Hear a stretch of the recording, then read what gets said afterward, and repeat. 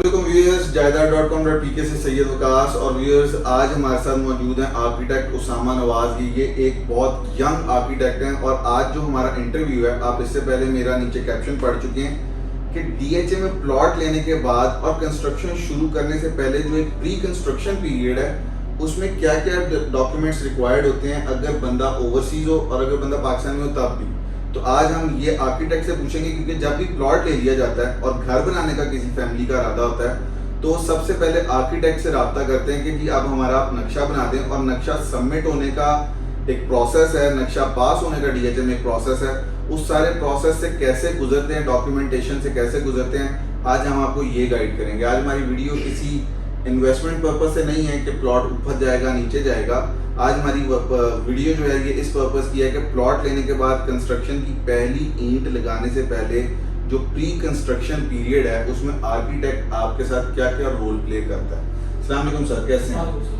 थोड़ा सा आप मेरा क्वेश्चन सुन चुके हैं कि जो प्री कंस्ट्रक्शन पीरियड है कि बंदे ने एक प्लॉट लिया, उसने ट्रांसफर करवा लिया, उसके नाम पे वो प्लॉट है, अब वो उस पर घर बनाना चाह रहा है, तो स्टेप बाय स्टेप थोड़ा सा हमारे क्लाइंट्स को कन्वे कीजिएगा कि स्टेप बाय स्टेप पहली ईंट लगने से पहले के प्रोसीजर्स हैं क्या?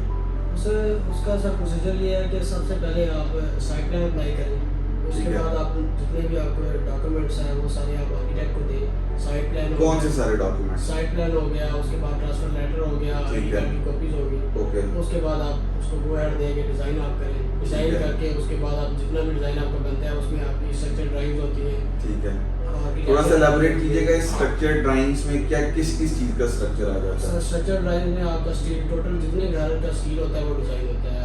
अप्रूव जो स्ट्रक्चर इंजीनियर है उसी से डिज़ाइन होता है और उसकी स्टाइल वगैरह लगती है। मींस डीएचए में कुछ लोग अप्रूव्ड स्ट्रक्चरल इंजीनियर्स होंगे, सिर्फ वही आपके घर का स्ट्रक्चर डिजाइन कर सकते हैं, या एटलीस्ट अगर कोई और भी करेगा तो उसको वो स्ट्रक्चर ड्राइंग उनसे जाके वेट करवानी पड़ेगी? सर वो जो डीएचए के अप्रूव्ड स्ट्रक्चर इंजीनियर्स होते हैं ना, उन्हीं की स्टैम्प्स और ड्राइंग्स उन्हीं की अप्रूव्ड होती है डीएचए में। आप अगर ठीक है, तो मतलब अगर कोई स्ट्रक्चर डिजाइन आप फर्ज करेंगे एक बंदा अप्रूव नहीं है, अगर वो आपकी स्ट्रक्चर डिजाइन बनाता है तो आपको वो भी अप्रूव कंस्ट्रक्शन इंजीनियर के पास लेके जानी पड़ेगी? बिल्कुल ऐसे ही है, वहाँ से आपको वो स्टैम्प उसकी जरूर लगवानी पड़ेगी।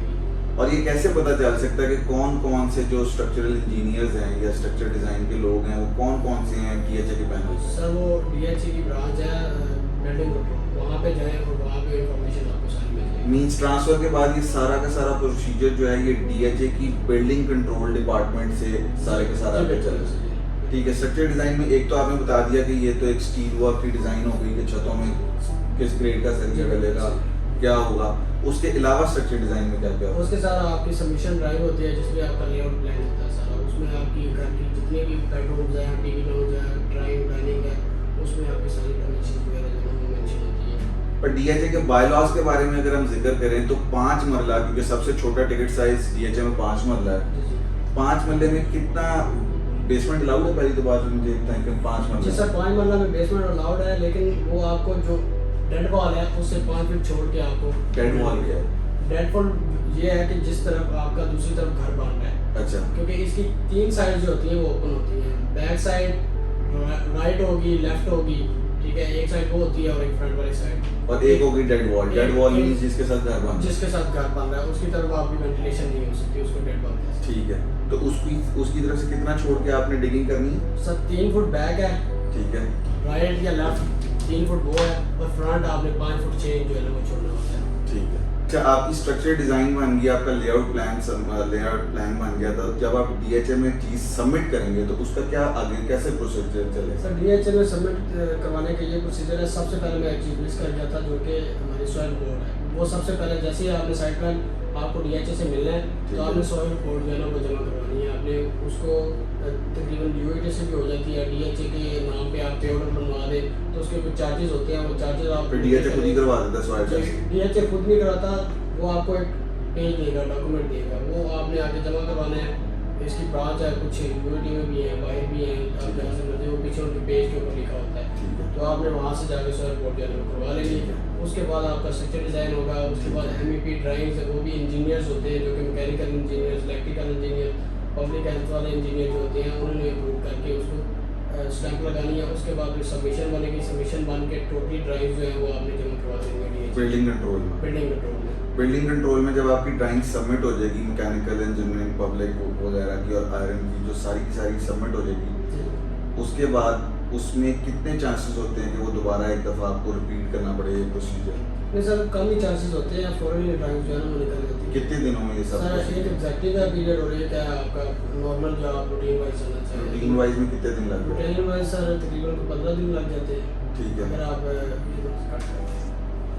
बोलते जो वो काटने के बाद ठीक है। रूटीन वाइज आपके जो है 30 डेज लग जाते हैं। ठीक है। और अगर आप नॉर्मली यानी कि आप कह रहे हैं कि एग्जैक्टली चलना है तो वो आपके 12 डेज जो है वर्किंग डेज सैटरडे संडे का। अच्छा, अब इस केस में एक छोटा सा ये सोचें कि बहुत सारे जो ओवरसीज पाकिस्तानी हैं उनके लिए इसमें क्या डिफरेंस है इस सारे प्रोसीजर? सर सिर्फ एक ही डिफरेंस है, सिर्फ आपको पावर टर्नी जो है ना वो लेनी पड़ती है। पावर टर्नी एक ऐसा डॉक्यूमेंट है जिसमें आप सिर्फ DHA से डॉक्यूमेंट्स रिसीव कर सकते हैं, जायदाद को बेच नहीं सकते आप। अच्छा, जो कंस्ट्रक्शन पावर ऑफ अटर्नी है जी। वो आप अपने किसी बहन भाई को अगर दे देते हैं ओवरसीज पाकिस्तानी, तो वो उस पावर ऑफ अटर्नी की सिर्फ ये यूजिबिलिटी है कि वो DHA से कम्यूट कर सकते हैं। जी बिल्कुल ऐसी है, क्योंकि जैसे ही ड्राइंग सबमिट होनी है, सबमिट तो कोई बंदा भी करवा सकता है, मैं करवा सकता हूँ, आप करवा सकते हैं। ठीक है। लेकिन जो ड्राइंग रिसीव करनी है DHA से वो सिर्फ ओनर या पावर टर्नी जो है ना वो करवा सकते हैं रिसीव। उसके बाद जो आपने साइड प्लान अप्लाई करना है वो मैं साइड प्लान अप्लाई कर सकता हूँ, लेकिन जो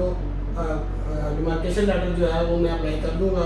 जैसे कि फिजिकल डिमार्केशन होती है, आपने अगर प्लॉट शुरू करना होता है डिमार्केशन भी आपको इनमें होती है। ठीक है। तो वो सर्वेयर आता है DHA का, वो डिमार्केशन करके चला जाता है। ठीक। वो डिमार्केशन रिसीव करने के लिए आपको पावर टर्नी या ओनर चाहिए होता है। ठीक है। तो वो फिर जाके बिल्डिंग कंट्रोल से आपका नक्शा वगैरह पास हो गया, अब अगला प्रोसीजर क्या है?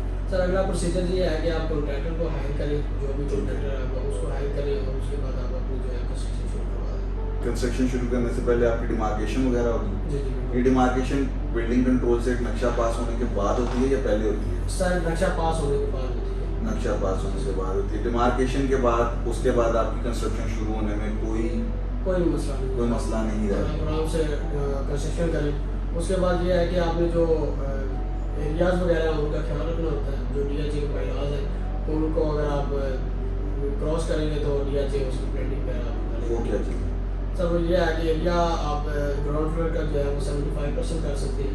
ठीक है। ठीक है, अगर आप सोलर लगवाना चाह रहे हैं तो ऊपर 100 स्क्वायर फीट जो है ना वो आप ऊपर एक्सीड कर सकते हैं।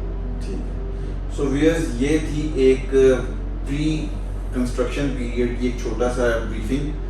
इंशाल्लाह हम अब कंस्ट्रक्शन के ऊपर आपको हर वीक में एक अपडेट किया करेंगे कि कंस्ट्रक्शन वर्क कैसे आगे चलता है। इंशाल्लाह हम आपको वो साइड दिखाएंगे जो बिल्कुल नीचे से ग्रो कर रही है कंस्ट्रक्शन के हवाले से, फिर ग्रे पे पहुंच गई, फिर फिनिशिंग पे पहुंच गई, ताकि अब मैं चाहता हूं कि मेरे जो ओवरसीज़ पाकिस्तानी व्यूअर्स हैं वो ये चीज़ भी देखें कि कंस्ट्रक्शन में कहाँ कहाँ सकम होता है और कंस्ट्रक्शन में कैसे आप लोगों को वाइजली कैसे आगे चलना चाहिए और किन कॉन्ट्रैक्ट्स को आपको कैसे कैसे कॉन्ट्रैक्टर्स को आपको चूज़ करना चाहिए। Thank you so much viewers. जायदा.com.pk से सैयद विकास।